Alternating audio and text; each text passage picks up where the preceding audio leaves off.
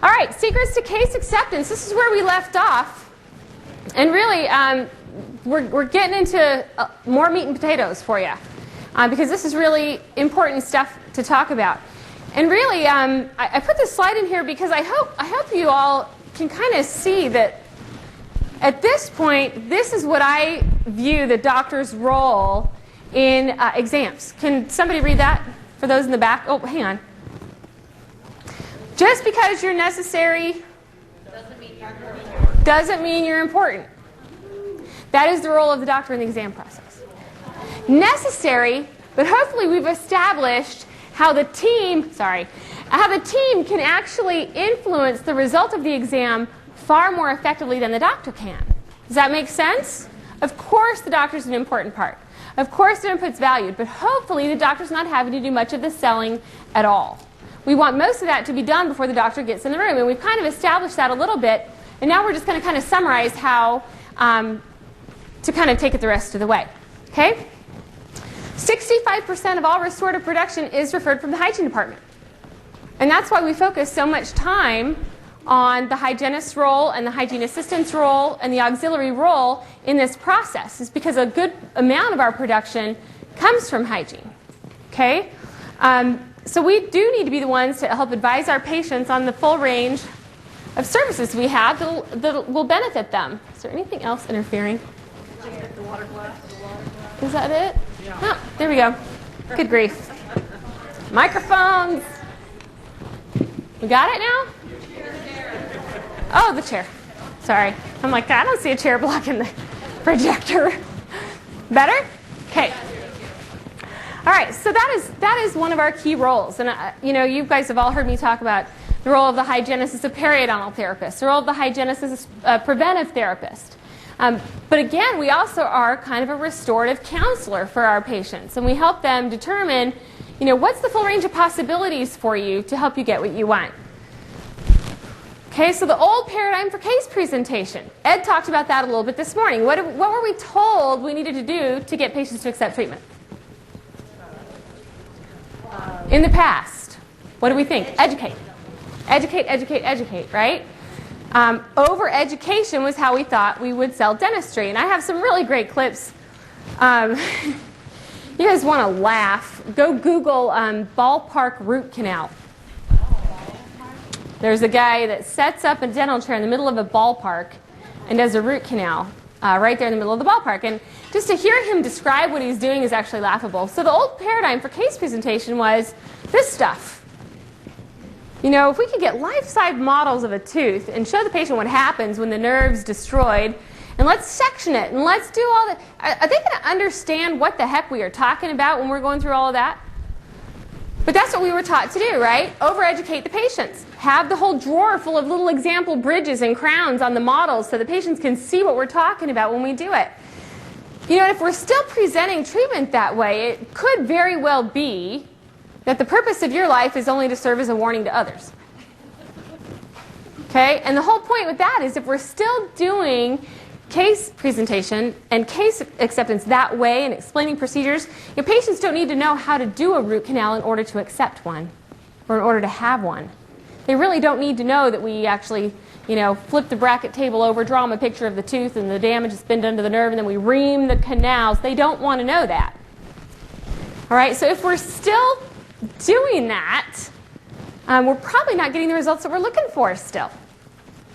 So if you really want to change your case acceptance, you've got to change your paradigm. The new paradigm is to build value. And I know I've referred to this a lot, and I've talked with you about this a lot already today, how we actually build value. What's in it for me? What are the benefits to me? But this is really the key right here. Simplify. We've got to simplify. Okay, buying decisions are made emotionally. What do you feel emotionally when you're confused? Is it a nice feeling to be overwhelmed? So ultimately, when you leave the office, what kind of memory or what kind of emotional trigger do you have with that? It's negative, right?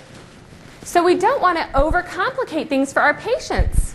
We've got to make sure that they have the logic they need to justify their decision. That's why we use the diagonal dent. That's why we use the camera, because those are logical triggers. Okay? But we've got to make sure that they have plenty of benefits, plenty of value attached with whatever product or service that we're recommending for them. So, when we talk about the type of dentistry your patients are coming to you to accept, dentistry really has moved from a needs-based to a wants-based profession. More than 90% of what we're doing today in dentistry is considered discretionary treatment. So telling patients what they need anymore really isn't going to be as effective as finding out what they want and helping them get it. Okay, what's in it for me? What are the specific benefits to the patient with that particular service? If we're talking about a root canal, instead of saying, the nerve's infected, all that tissue's necrotic, it's dying, so we're going to take it, we're going to ream the canals, we're going to, say, your tooth isn't going to hurt anymore. The pain will go away. You'll be able to chew over there again, and guess what? It's going to look beautiful. That's what they need to know. Why do they need implants? You're going to be able to chew over there again. It's going to feel like a natural tooth again. You're not going to have to take out anything at night. You can floss between the teeth. These are the benefits. This is what patients really want to know. Why should I do this? Tell me, what's in it for me? We just had Dr. Braverman's office share with us how well they've done since the bonus. Why do you think that is? What's in it for me?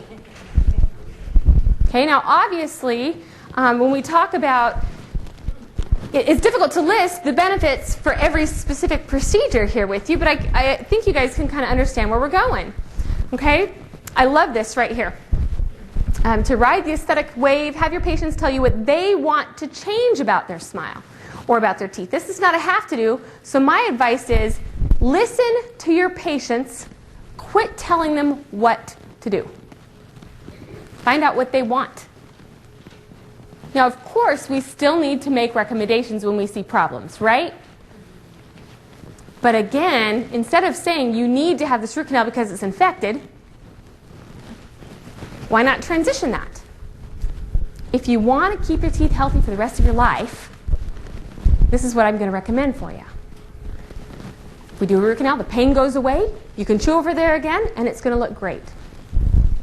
It changes the whole dialogue. All of a sudden, patients who want treatment are going to be more likely to get it because they've discovered that they want it.